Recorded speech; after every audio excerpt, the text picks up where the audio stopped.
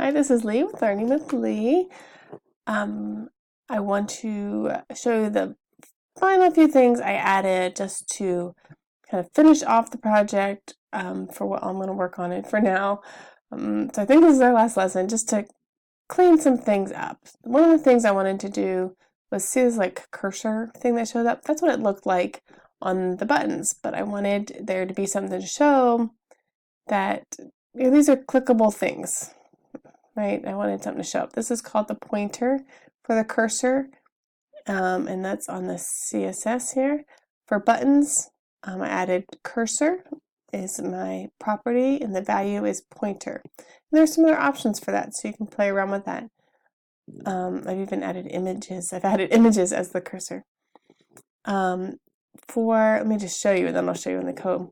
Other things I did, that I changed the equal sign. This is not really necessary, but it'll allow us to show you one more thing for using the JavaScript. I changed these to gray. And once I type something, then clear is available and it shows up. And then once I have two numbers up there, then the equal sign's like, now you can click me. All right, and then it goes away again when it's not. So like the equal sign is not going to show up.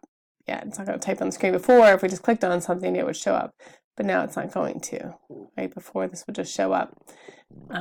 Even though people probably wouldn't be clicking on plus when there wasn't anything there, it's nice to make it so that they can't.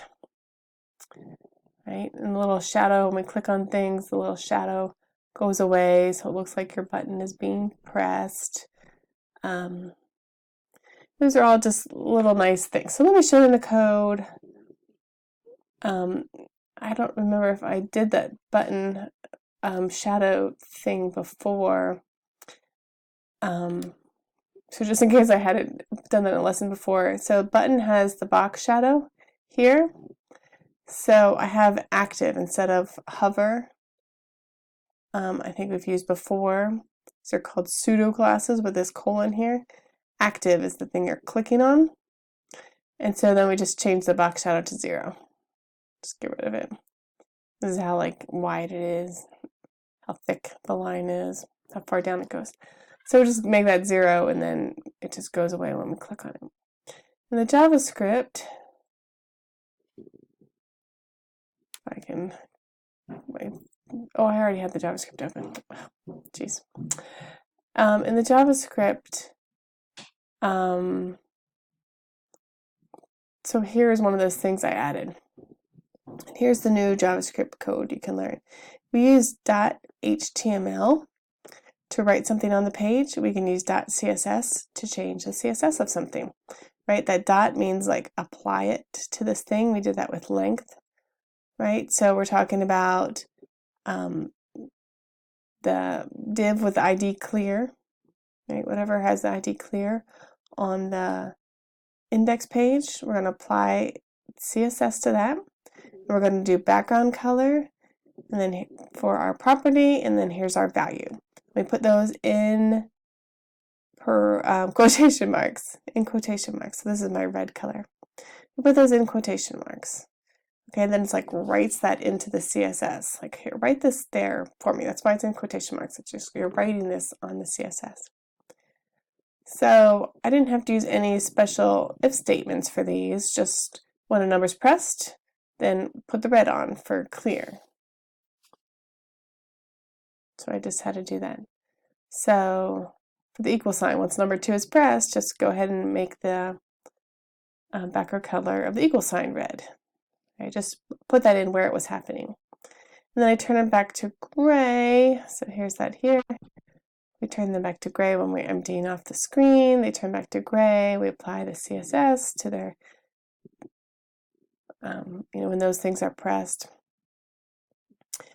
We had the CSS background color, gray, to the equal sign. Wherever that div is on the index, we apply the CSS. We write in there the background color, gray. I just used the word gray. Typically, you want to write a specific number.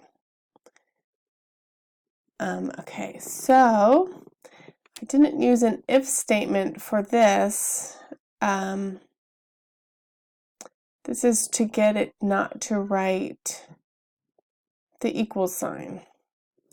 So I just want to show you this. We're saying get the background color of the style of the element.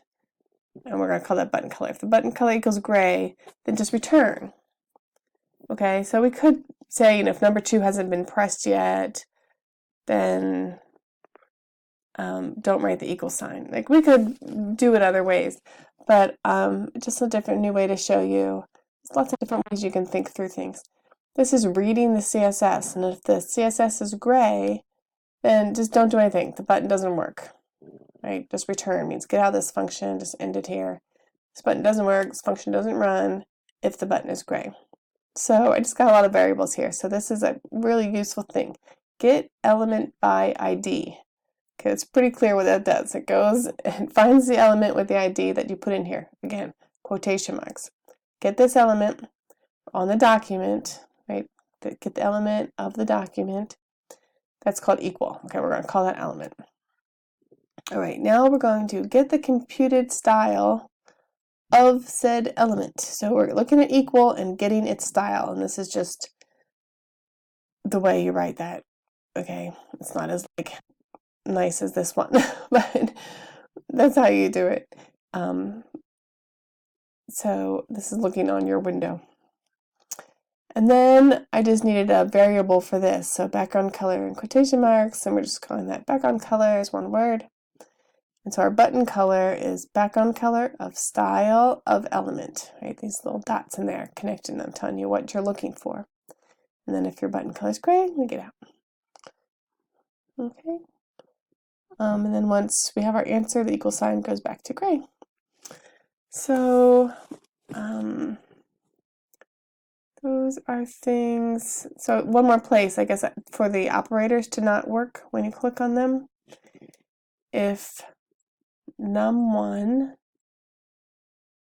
oh, here's a new thing, does not equal.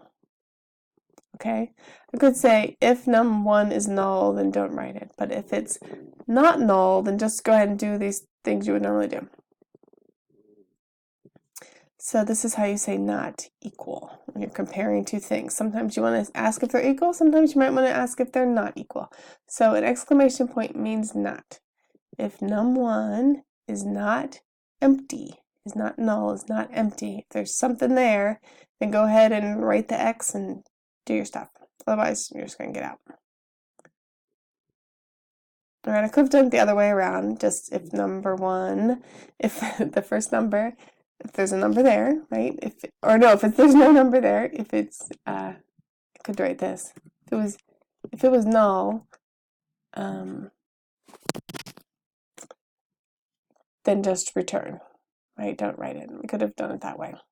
So there's different ways to wrap your brain around these things, but there's something new to show you. It's not null. All right, I think for our next lesson, we'll just review getting this project online, and how to get my code. You can get all of this code for yourself. Just copy my project, just like that. So I think we have a pretty nice calculator. Something else, if you play with it, you might find more problems. Like, what if, I divide something weird? Look at that. So maybe you want to have it, just do it to the 1,000th place or something like that. You can show a rounded answer. Or it could count the number of the length of the answer, right, and cut it off at a certain point. You could add those things with a little Googling and with what we've learned, and add. That's one thing I thought of that could be a problem. Maybe you'll find other problems as you play with it. But I think it's a pretty snazzy calculator for what it is. All right, so that'll be the next lesson, and then we'll see where we go from there. All right, keep working on yours until you're happy with it. And I'll see you next lesson. And remember, you can read this lesson online as well.